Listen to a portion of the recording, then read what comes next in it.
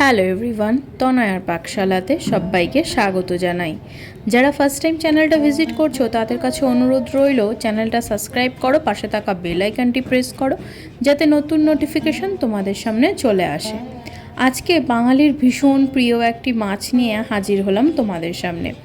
বাঙালিরা মাছে ভাতে থাকতে কিন্তু ভীষণ ভালোবাসে, তাই মনে হলো একটু অন্যরকমভাবে যদি এই মাছটি রান্না করা যেতে পারে তাহলে কেমন হয়।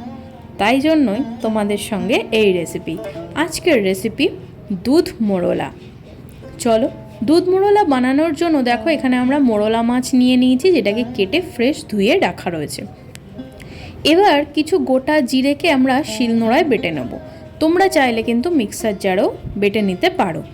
এবার দেখো তোমাদের একটা জিনিস দেখাই, মোড়লা মাছ কিন্তু খুব সহজেই ধুয়ে ফেলা যায়, একটু হালকা হাতে ঘষে নিলেই হবে। এবার দেখো এখানে লঙ্কা আর জিরেটা মা খুব ভালো করে বেটে নিয়েছে।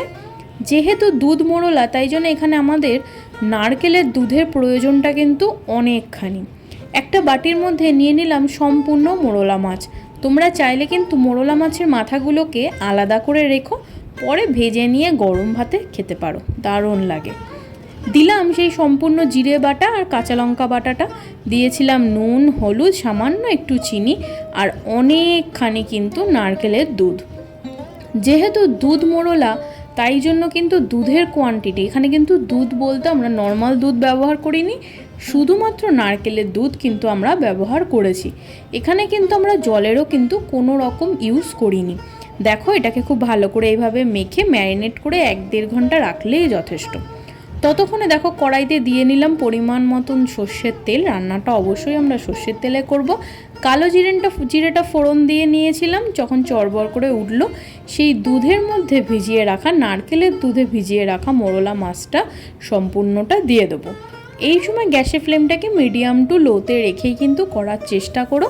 এবার দেখো আলতো হাতে, একটু খুব বেশি নাড়ানোর কোনো প্রয়োজন নেই, মোড়লা মাছ ভীষণ নরম, সেহেতু ভিজে যাওয়ার কিন্তু একটা চান্স থাকবে। বাটি ধুয়ে সামান্য একটু জল দিলাম, নইলে সেতুটুকুও তোমাদের দেওয়ার কিন্তু কোনো প্রয়োজন নেই।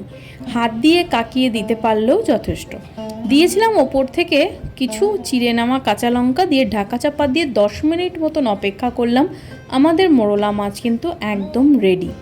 শুধু আমরা এটাকে আর একটুখানি ইনহ্যান্স করার জন্য, বাঙালিয়ানা আনার জন্য দিলাম ওপর থেকে চিড়ে নেওয়া কিছু কাঁচা লঙ্কা আর দিলাম বেশ খানিকটা পরিমাণে কিন্তু কাঁচা সর্ষের তেল। এই রান্নাটাতে কাঁচা সর্ষের তেল আর এই কাঁচা লঙ্কার যে কম্বিনেশনটা অসাধারণ।